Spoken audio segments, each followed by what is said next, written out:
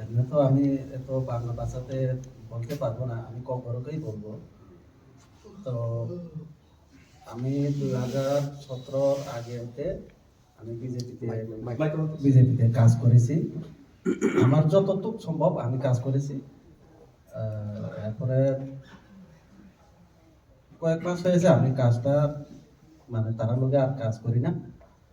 আমি দেখেছি তারা অনেক মানে ডেভেলপ করবো দেখি এটা দিব কয়া কখনো কিছু মানে ডেভেলপের কিছু দেখি না আমার চোখে আর কি। তো abang bagay no ang tinisaran na yun ang BJP karon gubagran ng globo hindan ini ang haika tay kaisa tuman script ni betaro ani ni jini masa bumang ni English medium school pore tamo gaklan bor ni against ang tuman script no BJP wo tong khanglan bor ni against to thang mani klaina ni basa ni against to abani bagay ang tapo gubagran ni loge haika minister স্যারকে একটা আমার ওনারটা বাংলা দিয়ে বলে দিচ্ছে। উনি বলছেন যে ওনার ছেলে এবং মেয়ে দুইজনই ইংলিশ মিডিয়াম স্কুলে পড়ে। উনি যদি এখন মুখ্যমন্ত্রীর যে ভাষণ ওইগুলা শোনার পরেও যদি উনি বিজেপিতে থাকে তাহলে উনি নিজেকে মনে করে যে ওনার ছেলে এবং মেয়ের বিরুদ্ধে হবে। সুতরাং সেইগুলি থেকেও উনি খুব মন খারাপ হয়ে আজকে আমাদের তীব্রমাথাতে জয়েন করেছে। ওনাকে অসংখ্য অসংখ্য ধন্যবাদ।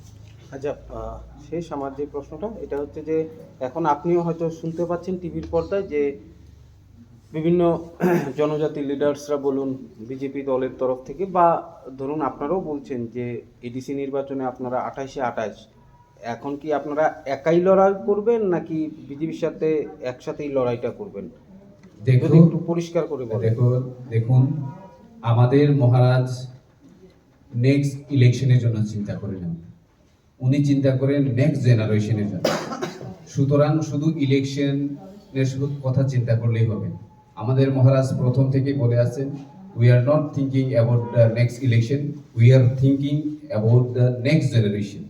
So election is not important, the important is our right, our land, our community, our script, that are the most important than election. R election কি হবে এটা পরে দেখা যাবে। শুধু ইলেকশনের জন্যই আমরা ক্যাম্পেইন করছি অথবা শুধু ইলেকশনের জন্য আমরা রাজনীতি করছি, এটা ঠিক না। আমরা রাজনীতিতে এসেছি শুধু আমাদের সুরক্ষা করার জন্য, যাতে আমাদের ভারতবর্ষে থেকে আমাদের ভারতের সংবিধানের থেকে এই ডেমোক্রেসিকে বাঁচিয়ে রাখা, এটাও আমাদের একটা চিন্তাধারা।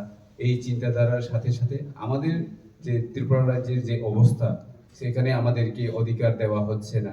বিভিন্ন অধিকার বলতে গেলে প্রচুর সময় লাগবে। আপনারা কিছুক্ষণ আগেও জিজ্ঞেস করছেন, শুধু ছোট ছোট বিষয়ই আমাদেরকে দেওয়া হচ্ছে না।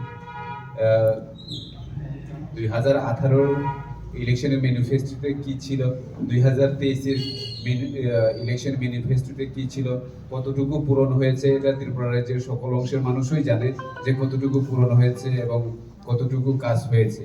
সুতরাং নেক্সট ইলেকশনে 28-28 এটা আমরা ভেবে কাজ করি না, আমরা কাজ করি আমাদের নেক্সট জেনারেশন যারা এখন ছোট ছেলে মেয়েরা আছেন তাদের ভবিষ্যৎ সুরক্ষিত করার জন্য আমরা লড়াই করছি এবং আগামী দিনে আরো লড়াই করব, যাতে আমাদের ল্যান্ড হোক, আমাদের স্ক্রিপ্ট হোক, আমাদের ইকোনমিক্যালি ডেভেলপমেন্ট হোক, ওই দিকে চিন্তাধারা করে আমাদের মহারাজ কাজ করে চলছে।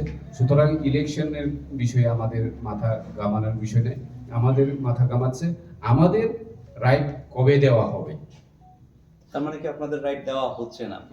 You are not happy with what the government is doing? We are not happy to tell you, ওইটা তো আমরা সবখানেই বলি, ওপেনলিই বলি উই আর নট হ্যাপি।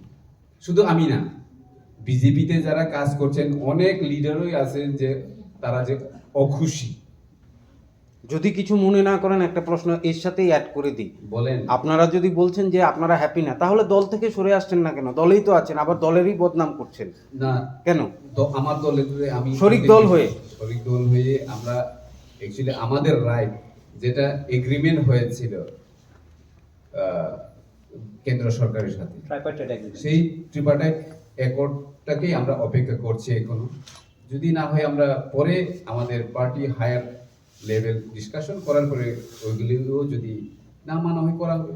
কিন্তু আমরা বিশ্বাস করি যে আমাদের হোম মিনিস্টার অমিত শাহজিকে এখনো বিশ্বাস করি যে হয়তো আমাদের অধিকারটা উনি দেবেই, কারণ আমি নিজেও গিয়েছিলাম ওনার সাথে দেখা করতে। ওই দিন বলেছেন যে অবশ্যই আপনাদের অধিকার দেওয়া হবে, সেই অপেক্ষায় এখনো আছি। সুতরাং আমরা বিশ্বাস হয়তো আমাদের অধিকারটা পাবে, কিন্তু কিছু অপেক্ষা করতে বলেছেন যেহেতু, তাই আমরা অপেক্ষা করছি।